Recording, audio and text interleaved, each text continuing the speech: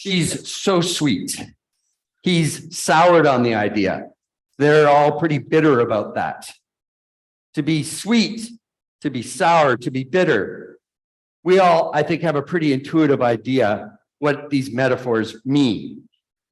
But what does it mean to be salty? You are the salt of the earth. What does that even mean? In modern usage, we say someone is salty when they use coarse language. We take it with a grain of salt when we are aware that something might be stated wrongly or exaggerated. We rub some salt in the wound when we make something bad even worse. We're worth our salt when we're competent, and we go back to the salt mines when we reluctantly return to work. But what does it mean to be the salt of the earth? Well, in the ancient world, much as in the modern world, salt was used for many things. It was used in religious rites, in political rites. It was used as a preservative. And as is the case today, it was also used as a seasoning. Jesus asks about salt that has lost its taste, lost its flavor, which suggests that he's talking about salt as seasoning, not these other functions, but salt as seasoning. But how are we to be the seasoning of the earth? What does that even mean? Well, humans love flavor. Do you have any humans in the room? Who here likes flavor? Yeah, right, good. Salt in the right amount can make an otherwise bland dish delicious. Flavors convey information to us. Evolutionarily, they tell us something about food. And this was particularly important when we didn't go to the grocery store to get our food, when we had to get it ourselves, when we were hunters and gatherers. So we could tell things about the food. Our bodies could tell things about the food by its flavor. For example, this is a little bit simplistic perhaps, but sweet food had a lot of calories, and that might be what you wanted at some points. Sour food might be good, but sometimes that might mean that it's spoiled or rotten.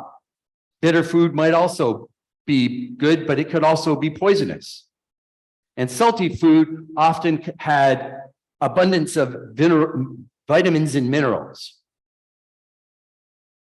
So salt could be a way of knowing something has nutritional value in it. And salt is essential for human health. Without salt, our nerve and muscle functions falter and suffer. So if we are the salt of the world in the sense of we're the seasoning, one thing this means, there's a couple things this means. One thing this means is we are not the main thing. It's not about us. To be salt is to be about something else. It's to be about the food being seasoned.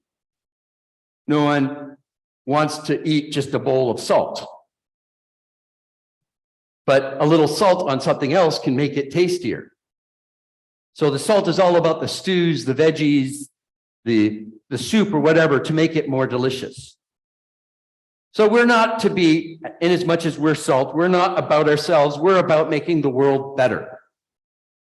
We're about making the lives of those around us, our families, those we work or play with, those we pass by anonymously on the street. Our job as salt is to make their lives more delicious, if you will.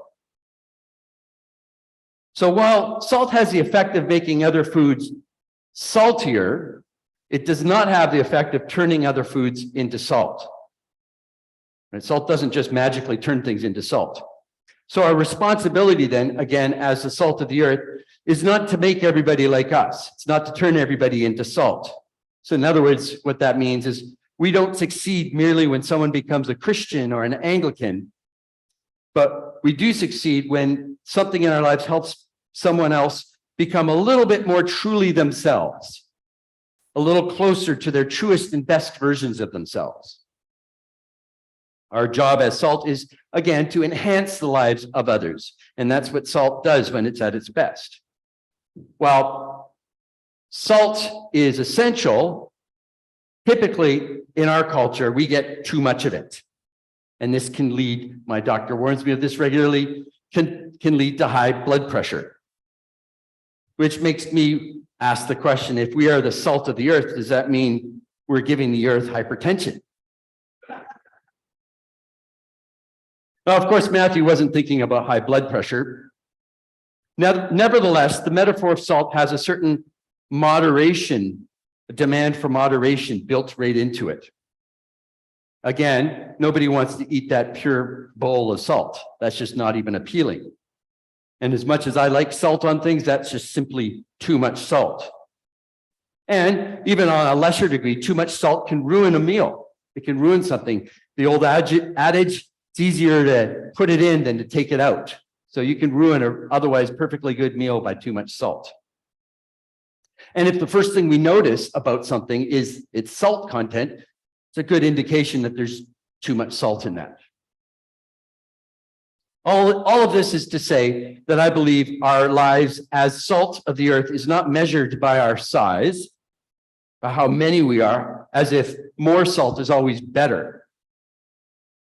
Our success is measured by how much we make the lives of others better around us, in ways small and in ways great. Jesus in Matthew does not say that we should be salt. He doesn't say, be salt of the world. He says, you are salt. But then he goes on to say, if salt has lost its taste, how can it be restored? How can its saltiness, its flavor be put back into it? So how do these two sayings kind of work together? And there's been many ways that this is some sort of reconciliation or has been determined. The one I prefer starts with the scientific fact that salt actually just cannot lose its saltiness. In the ancient world, salt was often impure, and so the salt could leach out of what they called salt, and so maybe that's what's being referred. But salt as a thing, it's like asking water to lose its wetness. It's just part of what it is. It is salt. As long as it's salt, it's going to taste like salt. So if salt can't lose its flavor, why is Jesus warning the disciples about that very thing, losing their flavor? And the thing is, of course, it's a metaphor, right? We're not actually salt. Everybody realizes that, right? Right? We're not actually salt. And unlike salt, we act contrary to our truest selves, I believe, all the time. So what this means is Jesus' challenge is not to become something other than we are. It's to be true, to become what we are. As Nietzsche said, become what thou art, to become who you actually are. Not a version of what they think you should be, whoever they happen to be. And sometimes it's determined, sometimes it's not. But as long as you're trying to fulfill your destiny in a vision of what someone else thinks you're supposed to be, you're not there yet. It's a personal thing. Every one of us is different. So if you try to just be like me, you're not going to be fulfilling your truest self. So what Jesus is challenging us as individuals and as a community to be true to that which is truest and best about ourselves. It's already there. The truth is already there, to be true to that.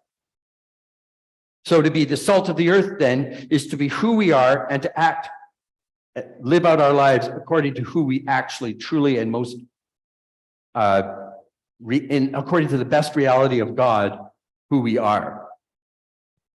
And to be the salt of the earth is not the same thing as being the sugar of the earth. Like the metaphor is not the same. It's not interchangeable, right? Let those who are the sugar of the earth be the sugar of the earth. That's not our calling. So it's not our calling to be all sweet all the time and always, but on the other hand, it's also not our job to be bitter, right? We're not called to be some poisonous fruit. We're also not called to be sour. It's a very unique metaphor, and it stands in a distinct place in the whole map of flavors. So our challenge is to be salty.